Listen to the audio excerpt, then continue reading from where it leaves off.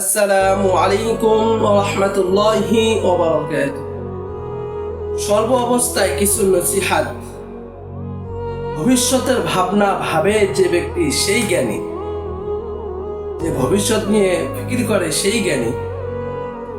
2 number, সময়ের হেফাজত করেছেন যিনি, সময়ের হেফাজত যে ব্যক্তি করবে সেই দামি।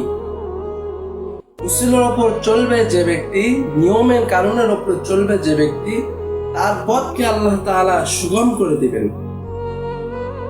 4 নাম্বার, দ্বীনের জন্য, ইসলামের জন্য আমার দিলকে সর্ব অবস্থায় প্রস্তুত রাখা, সকল প্রকার আদবকে রক্ষা করে চলতে হবে, সকল প্রকার আদবকে রক্ষা করে চলার অভ্যাস গ্রহণ করতে হবে। উস্তাদগণের কোনো প্রকার শিকায়ত করা চলবে না। উস্তাদ হতে পারে মাদ্রাসার উস্তাদ, হতে পারে স্কুল ভার্সিটির উস্তাদ, তাদের পেছনে তাদের বিপদ করা যাবে না। আমার দ্বারা কেউ যেন কষ্ট না পায়, এই জিনিসটাকে ফিকির করতে হবে। আমার দ্বারা কেউ যেন কষ্ট না পায়।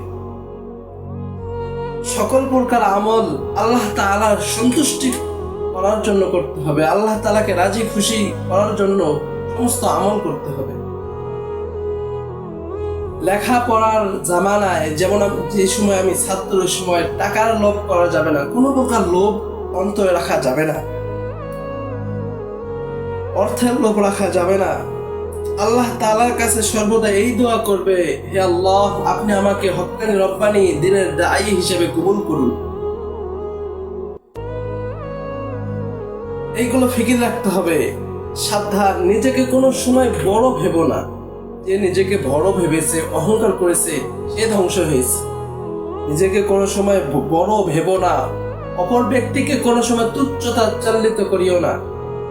আপনি অনেক বড় জ্ঞানী, তাই আপনি নিজেকে অহংকার করে অন্যের সামনে তার দাপত্য দেখাবেন, আর যারা আপনার ছোট তাদেরকে তুচ্ছ মনে করবেন। এটা আপনার দ্বারা হবে না, এটা খারাপই। আল্লাহ তাআলা সবাইকে এই আমলগুলো করার দাও।